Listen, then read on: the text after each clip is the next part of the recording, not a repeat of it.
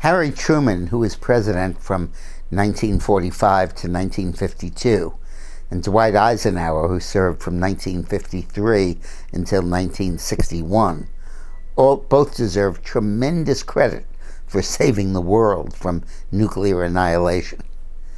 After the bomb was first exploded in Hiroshima and Nagasaki in 1945, the military assumed that the atomic bomb was just another weapon, just another bomb. You could drop a 500-pound bomb, you could drop a 1,000-pound bomb, or you could drop an atomic bomb. It depended on the tactical and strategic situation. And atomic weapons were no different. In fact, as they became to be miniaturized, the Army produced atomic shells that could be fired from howitzers and served as an alternative shell for regular artillery. And the military made what they called tactical nuclear weapons that were of lower power and could be used on the battlefield to annihilate an opposition army rather than wipe out an entire city. But it was Truman and Eisenhower who said, wait a minute, we are going to put atomic weapons and the hydrogen bomb in a separate category. They're not regular ordnance. They're not available to the military to use anytime it wants. They're in a separate special category that the president has to approve, and we are generally not going to use them. We've adopted a policy of not being the first ones to use nuclear weapons, but to keep them largely in retaliation in the event we're attacked. And there was lots of stress on them. Truman went through the Berlin blockade, when our access to Berlin and the entire settlement of post-war Europe was endangered by the Russians breaking their word and not letting us send our supplies to the free city of West Berlin.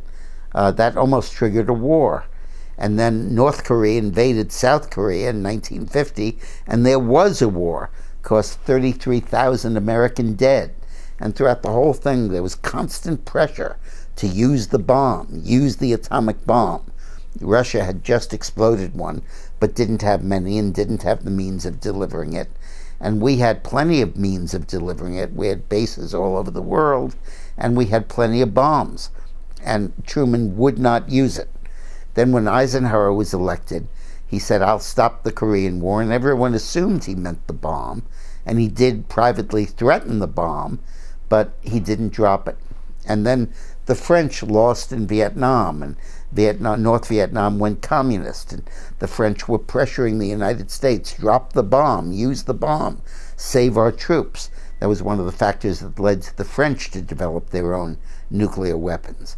And throughout the entire Cold War period, the pressure was on, use the bomb.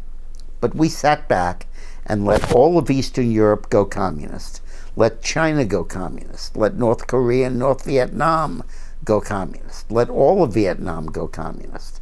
And did not use nuclear weapons. An incredible, amazing piece of restraint. Now, by the late 50s and the 60s, 70s, and onwards, we couldn't use the bomb because Russia had enough that they could have wiped us out and we wiped them out. Really not in the 60s, probably starting in the 70s.